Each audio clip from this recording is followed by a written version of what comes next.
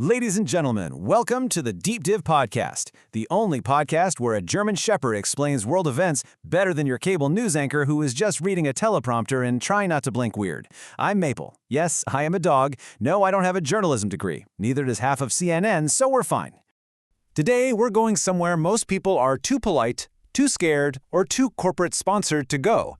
Tiananmen Square, 1989. The massacre, the cover-up, the greatest magic trick a government ever pulled, making 1 billion people forget they watched it happen.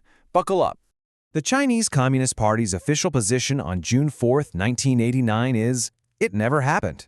They've scrubbed it from textbooks, blocked it from search engines, and trained an entire generation to respond to what happened at Tiananmen with a blank, mildly suspicious stare. It's less a cover-up and more a masterclass in national amnesia sponsored by authoritarianism. But some people were there, and what they saw was not nothing. To really grasp what happened, we're diving into a fascinating first-hand account from someone who lived through this exact era.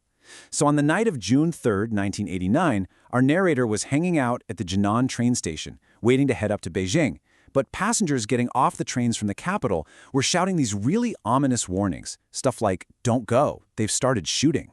Because of that warning, they actually held off. It wasn't until June 13th, so a full 10 days after the massacre, that they finally arrived in a heavily guarded, eerily quiet Beijing.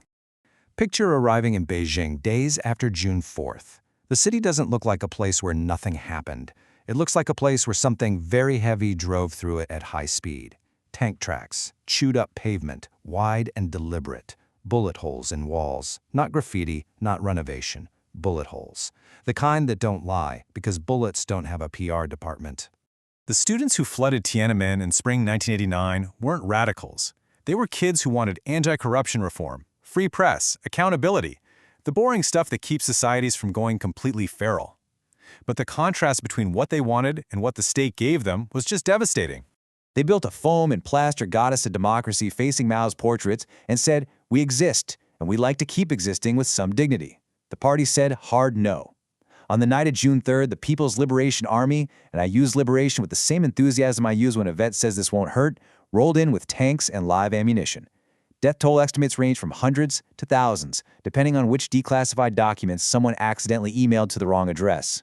The images that escaped, Tank Man, the bodies, the burning vehicles, became the most recognized photographs of the 20th century, which is impressive, given that China spent 35 years pretending they don't exist.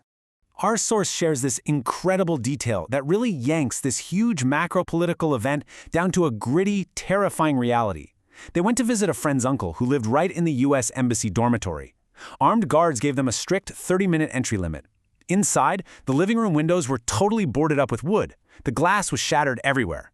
And right there, on the wall, next to a portrait of George Washington of all things, was a literal cluster of bullet holes. It's just a striking image of state violence penetrating what was supposed to be a completely private safe haven. But honestly, the physical damage kind of pales in comparison to the psychological break. That night, crashing in a cheap hostel basement, our narrator got woken up by this booming voice. In the room next door, a skinny young kid was loudly reciting high school English textbooks at midnight. The hotel staff explained that the kid had nearly been beaten to death by soldiers. He was completely traumatized, and his mind had just retreated into the repetitive safety of schoolwork. It perfectly captures the profound psychological trauma inflicted on everyday citizens. After 1989, the party made a deal with the Chinese people. Unwritten, informal, but a deal. The terms, you shut up about what happened, we make you rich. We'll build infrastructure, open factories, plug you into the global economy, give you apartments and smartphones. Just don't ask about June 4th, don't look it up, don't put it on social media. And it worked. Not because Chinese people are stupid, they are absolutely not, but because economic anxiety is a magnificent silencer. When you're worried about your mortgage and your kids' exam scores, political protest feels like a luxury. The party understood this with cold precision. Authoritarianism got a software update. Instead of only using fear, it added comfort. Instead of only saying, or else, it started saying, or else, and also here's a new high-speed rail station. The result? A population materially better off than 1989, and politically more docile than any point in modern Chinese history. Tank tracks repaved, bullet holes lasted. The goddess of democracy exists only in photographs the algorithm won't surface. That's what sustained state violence does when combined with economic co-optation and aggressive content moderation. You don't need to imprison everyone. just make forgetting more comfortable than remembering. Whether that comfort holds forever, that's the chapter we're still waiting to read. Now, the source material introduces a totally fascinating psychological concept to explain how this works on a massive societal level. It's called learned helplessness. Basically, this is a condition where a subject experiences repeated, inescapable pain. Eventually, they just give up entirely. They stop trying to avoid the pain, even when an escape route is sitting right in front of them. First came the violent conditioning, and then came the distraction of economic gain.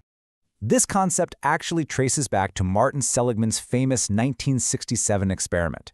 Researchers locked a dog in a cage and shocked it repeatedly so it couldn't escape. Later, they opened the cage door and applied the shock again, but the dog didn't even try to run. It just lay down and took it.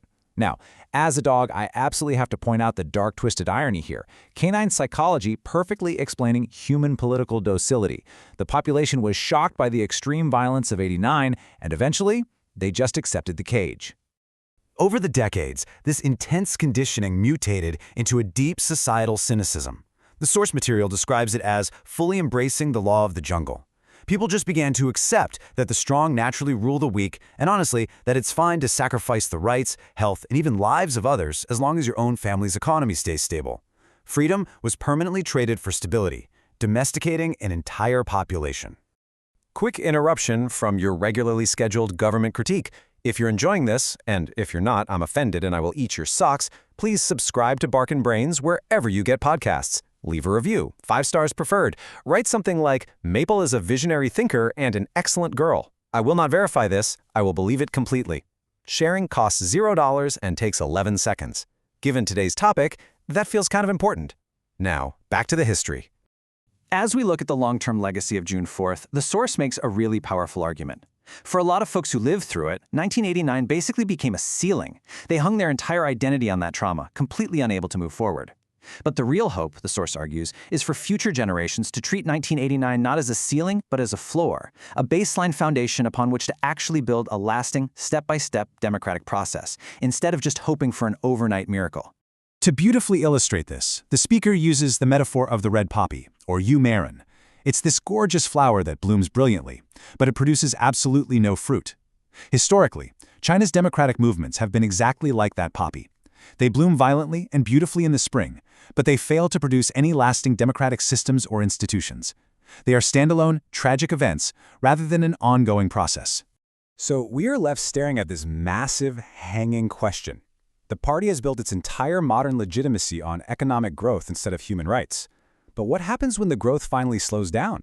Can manufactured economic comfort really sustain this state-mandated national amnesia forever? Honestly, that is the million-dollar question. Tiananmen Square, where students demanded truth, tanks said no, and a government spent 4 decades replacing both with a very compelling GDP growth chart. This episode was produced by the legendary FireflyHaku, who, like the students of 1989, believes asking uncomfortable questions is not a crime. Unlike those students, FireflyHaku does this from a comfortable chair with no tanks nearby. We consider this an improvement. Thank you for listening. Thank you for remembering. Somebody has to.